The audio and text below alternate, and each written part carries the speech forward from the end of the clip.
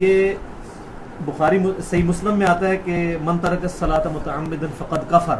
جی اس میں اہل السنہ کا کیا عقیدہ ہے کہ جو بندہ نماز چھوڑ دیتا ہے یا نماز نہیں بخاری مسلم میں نہیں آتا ہے؟ صحیح مسلم میں ہے نا؟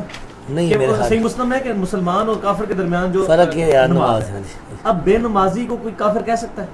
بے نمازی کے بارے میں علماء کرام کے درمیان اختلاف ہے.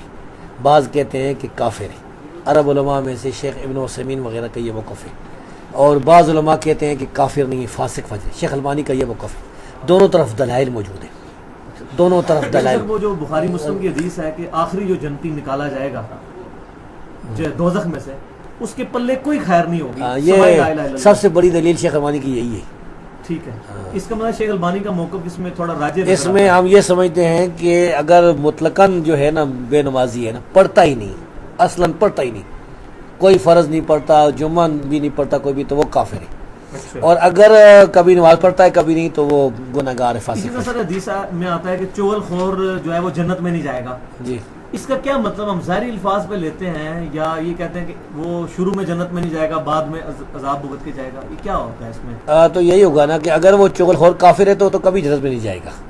اگر مسلم ہے نا، مسلم ہے تو انشاءاللہ یہی اس نے جانے کہ اللہ تبارک و تعالیٰ اس کو جو ہے وہ معاف فرما دے اور چلا جائے. سر اگر کوئی مسلمان کسی حرام کام کو جی حلال سمجھ کر کرے وہ کافر ہو جائے گا؟ کافر ہو جائے گا. اچھا، اس کا مطلب ہے اگر کوئی شخص خودکشی کرتا ہے لیکن اس سے ناگواری رکھتا ہے تو امید ہے کہ اللہ تعالیٰ اس کو بخش دے، اور اگر خودکشی کو جائز سمجھ کے کرتا ہے تو وہ کفر پہ مرے گا اگر اجتہادی خطا میں مبتلا نہیں ہے نا. اچھا، اس پہ ہے کہ جو شخص کبھی بھی نماز نہیں پڑھتا اور پھر اس نے نمازیں پڑھنا شروع کر دی، اب جو اس کی پچھلی نمازیں رہ چکی ہیں، جس طرح حنفی لوگ پوچھتے ہیں کہتے ہیں قضاء عمری.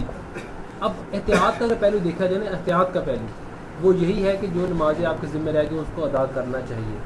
مگر اہل حدیث علماء کرام کہتے ہیں کہ نہیں، کوئی ضرورت نہیں ہے، یہ بدعت کے ضمن میں آتا ہے، تو آپ صرف آج کے بعد سے جب سے آپ قائل ہوئے نمازیں پڑھنا شروع کر دیں. مگر ہم اگر احتیاط کا پہلو دیکھیں تو اس لحاظ سے احناف میرے خیال میں بہتر ہے، ان کا جو موقف ہے وہ احتیاط مدنی ہے. ہم یہ کہتے ہیں کہ یہ جو موقف ہے احناف کا کہ اس کو پڑھنی چاہیے، یہ کس کا موقف ہے احناف میں سے؟ یہ امام حنیفہ کا موقف ہے، قاضی ابو یوسف کا ہے، طحاوی کا. شریعت میں لکھا ہوا ہے. اب بعد کی علماء ہیں، نہیں بعد کی علماء، اس کا مطلب ہے کہ سلف صالحین سے اس کا کوئی ثبوت نہیں ملتا. سلف صالحین سے کبھی نماز بھی قضا نہیں ہوگی. ہاں جی، انہوں نے کبھی نماز چھوڑی بھی نہیں ہوگی نا.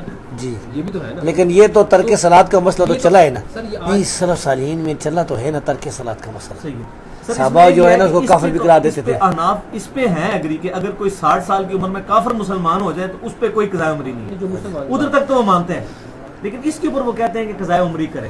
بس اس کا یہی طریقہ ہے کہ وہ جو ہے نوافل پڑھے کثرت سے، کیونکہ یہ تو صحیح حدیث ہے نا، وہ ہو جائے گی. اچھا سر، یہ جو